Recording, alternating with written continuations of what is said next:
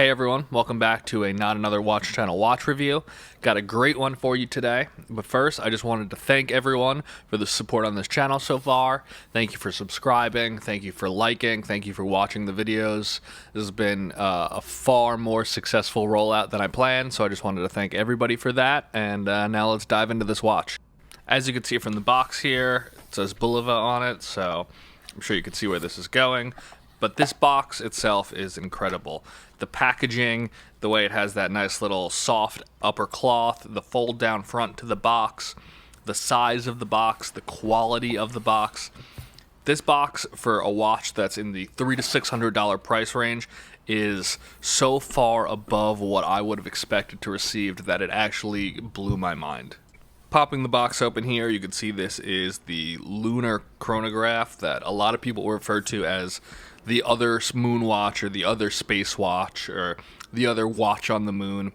And that is part of this story, yes.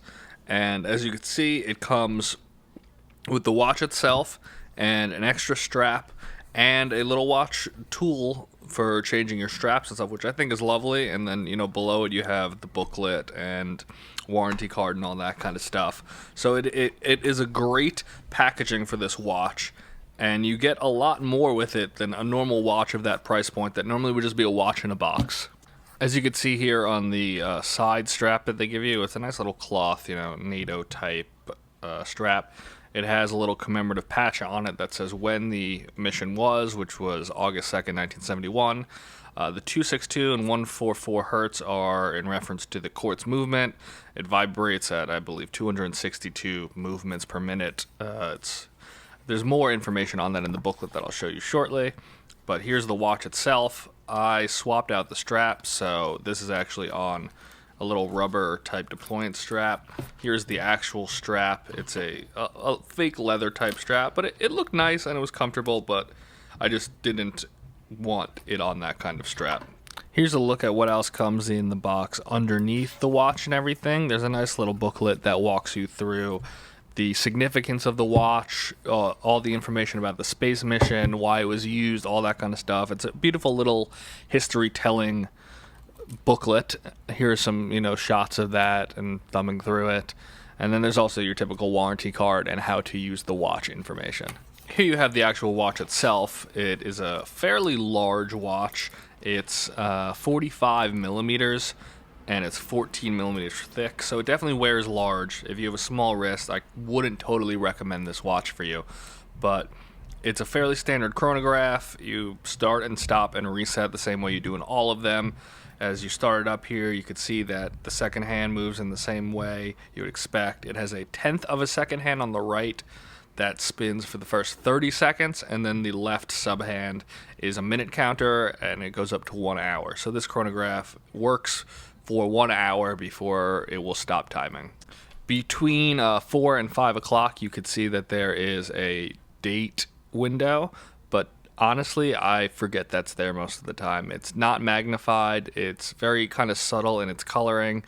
And a lot of the time when I look down, I don't even realize that there is a date window there.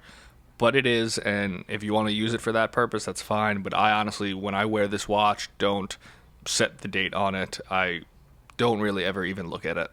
Flipping it over here, you can see it has a detailed case back that's very similar to the Omega, that tells you about the moon mission, about the movement, high performance quartz. It tells you its water resistance. It's a beautifully done case back for a watch that is not at an incredibly high price point.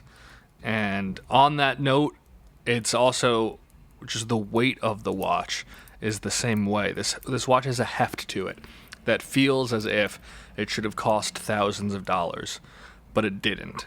And that is, to me, one of the most incredible parts of this watch. The one part of this watch that was a bit of a letdown, in my opinion, is its lume. As you can see here, it does have lume. It's not the worst looking lume, but this lume is very difficult to charge and get to a point where it's visible, and it also does not last very long. I very rarely will go out after being in bright sunlight and then come into a very dark room and the lume won't even be visible yet. So I wouldn't get this watch if you're looking for a watch that Lume is a must. Overall, I really love this watch. It's ironic in a way to me because the Speedmaster was the watch that got me into watches. So I never thought that this, as some people refer to it as a knockoff Speedmaster, would do it for me. But upon receiving it and wearing it and really seeing the detail and the quality build of it, regardless that it's a quartz watch, this is just a great product that I think anyone who appreciates watches will be very happy with and will be able to wear this watch proudly and know that this is not just some Speedmaster ripoff. This is a great watch, and I very strongly recommend you buying one. As always, guys, thanks for watching, thanks for liking, thanks for subscribing. If you have any questions or comments on this watch or want to know anything more about it, let me know in the comments below, and I'd love to chat more with you guys about it. If you have any suggestions for other watches you want to see, also let me know, and I'll see you guys next time.